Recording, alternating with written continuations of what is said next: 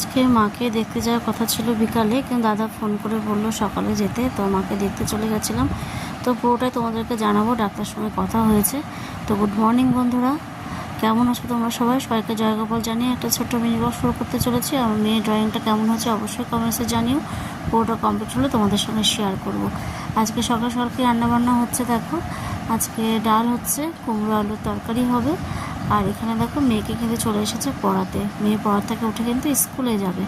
তো আমি ঝটপট করে রান্নাবান্নাগুলো সারবো। আর এখানে করেছি আম ডাল, যেটা খেতে ভীষণই ভালো লাগে। আর আম ডাল কিন্তু শরীরের পক্ষে খুবই ভালো এই গরমকালে, যা গরম পড়েছে কি বলো বন্ধুরা। তো আম ডাল করে নিয়েছি।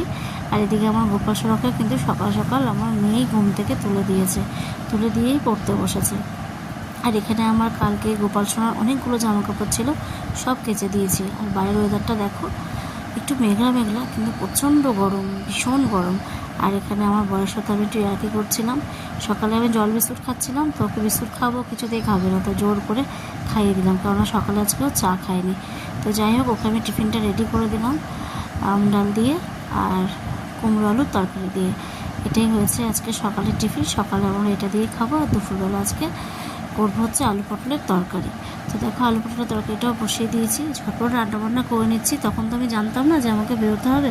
তো আজকে সকাল সকালে আমার কাজকর্ম সব হয়ে গেছিলো, আমি স্নান সকালেই করে নিয়েছিলাম।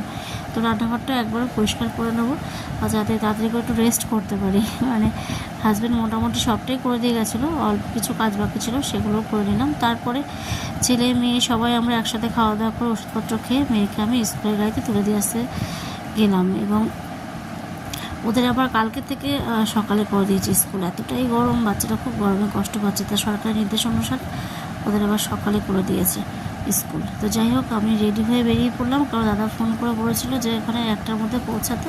তো আমি বেরিয়ে পড়েছি 12টা 15-তে। তো মোটামুটি চলে এসেছি। এখানে এসে দেখছি প্রচণ্ড রোদ, আর কিছু গাড়ি ঘোড়া পাওয়া যাচ্ছে না। প্রচণ্ড অনেকক্ষণ দাঁড়ানোর পর তারপরে পেয়ে গেলাম অটো। তো অটো করে চলে যাচ্ছি হসপিটাল। ওখান থেকে নেমে কিছুটা হাঁটা। তো মায়ের শরীরটা কিন্তু ভয়েস দিচ্ছে বাড়িতে এসে, শরীরটা তেমন একটা ভালো না। এখন মাকে ছুটি দেবে না, ডাক্তারের কথা অনুযায়ী মাকে আরও 4-5 দিন থাকতে হবে। বুকে ইনফেকশান এখনও পর্যন্ত কমেনি।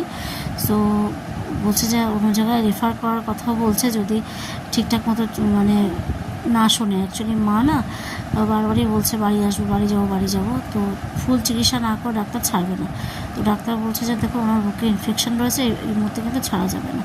তো মাকে সেটাই বলছিলাম। যাই হোক, মাকে দেখে 2:45-র সময় বেরিয়ে পড়লাম, কারণ ডাক্তার সঙ্গে পারমিশন নিয়েই ঢুকলাম।